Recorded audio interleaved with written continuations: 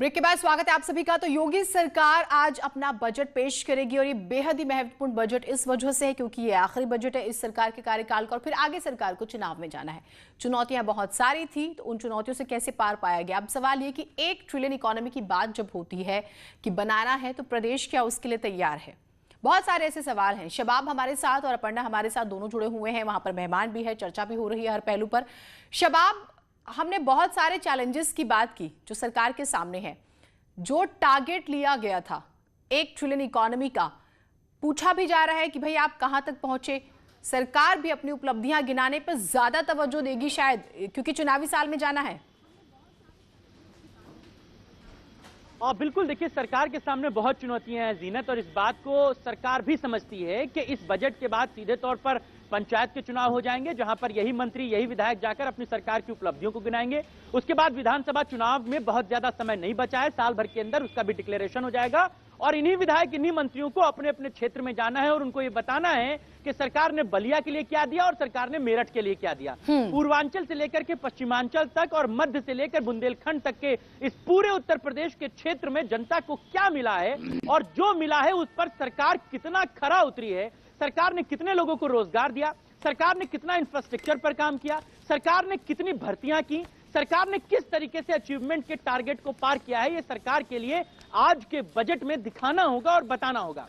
विपक्षी लगातार इस बात का एजेंडा बनाते रहे हैं कि सरकार का अभी तक अचीवमेंट के नाम पर शून्य काम है, वो उन्हीं कामों के फीते दोबारा काट रही है जिनको पूर्ववर्ती सरकारें काम करके गई हैं। और इसी पर हमारे साथ यहां पर पैनल जुड़ा हुआ है। हमारे साथ अब्दुल हफीज गांधी साहब समाजवादी पार्टी के हैं। पहला कमेंट मैं उन्हीं से लूंगा क्योंकि ब्रेक में जाने से पहले कमरेली साहब भारतीय जनता पार्टी की जो प्रवक्ता है उन्होंने सरकार की बहुत सारी उपलब्धियों को बताया था। उन्होंने कहा कि अल्पसंख्यकों के साथ सरकार है, बजट में वो आपको नजर आएगा। उन्होंने कहा कि हमने इतनी भर्तियां की हैं, ये आपको बजट में नजर आएगा। अब्दुल हफीज गांधी साहब, आप बताइए, जितनी बातें भारतीय जनता पार्टी की तरफ से कही जा रही हैं, कितनी चीजों को आप बेहतर मानते हैं और इस बजट को क्या उम्मीदों से आप देखते हैं? देखिए, सरकार का ये आखिरी बजट है। सरकार कहती कुछ है और करती कुछ है। मैं आपको बताना चाहूंगा कि 2017 में सरकार ने कृषि समृद्धि आयोग बनाया था फार्मर्स के वेलफेयर के लिए। उसकी आज तक एक मीटिंग नहीं हुई है। 4 साल होने वाले हैं। यानी भारतीय जनता पार्टी, जैसा मैंने कहा, कि बहुत कुछ कहती है। इन्होंने 1-2 साल पहले कहा कि हम 4,28,000 करोड़ का जो है इन्वेस्टमेंट लेकर आएंगे। इन्वेस्टमेंट मीट कराया था। हमारी सरकार से मांग है कि सरकार इस पर व्हाइट पेपर लेकर आए कि कितना उत्तर प्रदेश के अंदर इन्वेस्टमेंट आया और कहां-कहां इन्वेस्टमेंट आया। उसके बाद आप देखिए कि महंगाई चरम सीमा पर है। पेट्रोल के प्राइसेस जो है वो सेंचुरी पार कर चुके हैं। हम सरकार से इस बजट के माध्यम से मांग करते हैं कि जो सरकार वैट लगाती है पेट्रोल और डीजल पर, पेट्रोल पर 28% वैट है और डीजल पर 17.5% वैट है।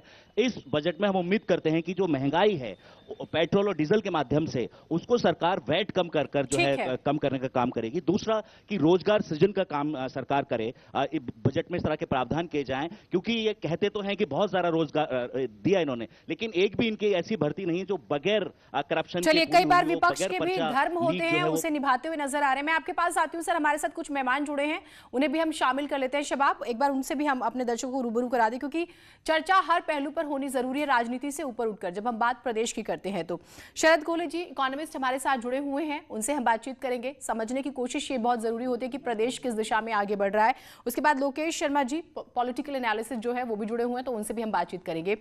शरद कोहली जी, एक अर्थशास्त्री के तौर पर मैं आपसे यह समझना चाहूंगी कि यूपी अभी जहां पर खड़ा है और जो एक सपना है कि भाई 1 ट्रिलियन की इकोनॉमी हमें बनानी है, चैलेंजेस क्या आप देख रहे हैं इस बजट से? क्या आपको उम्मीदें हैं, क्या होना चाहिए?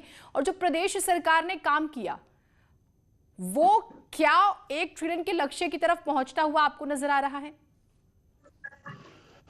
देखिए, चुनौतियां के राज्य सरकार के सामने बेइंतहा है, इसमें कोई दो राय नहीं है कि अभी $1 ट्रिलियन जिसकी बात हो रही थी। पहले तो हम आज न्यूज़ 18 यूपी और यूके के दर्शकों को बता देते, $1 ट्रिलियन का आप अगर रुपयों में कन्वर्ट करें तो हम करीब करीब 72 लाख करोड़ रुपए की बात कर रहे हैं। पहले तो ये ध्यान देने वाली बात है। और आज जो उत्तर प्रदेश की जीडीपी है वो लगभग 17-18 लाख करोड़ के बीच में खड़ी हुई है। तो हम अभी उस मंजिल से आप लगाएं कि करीब करीब 1/4 पर है।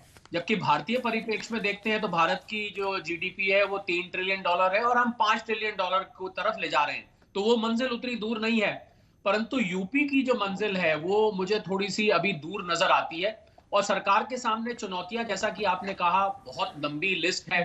अगर हम गरीबों की गिनती देखें तो रंगराजन कमेटी के हिसाब से 40% इस समय गरीबी है उत्तर प्रदेश में। अगर हम तेंदुलकर कमेटी के हिसाब से देखें तो 30% गरीबी है। तो मुझे लग रहा है, और बेरोजगारी की दर देखें, भले ही देश के मुकाबले वो थोड़ी सी बेटर है, 5.2% है, जबकि देश की इस समय 8 से 9%। थोड़ी सी वक्त की बंदिश है, मैं आपके पास आऊंगी। लोकेश जी का भी एक कमेंट ले लेती हूं, उसके बाद हमें ब्रेक पर जाना है।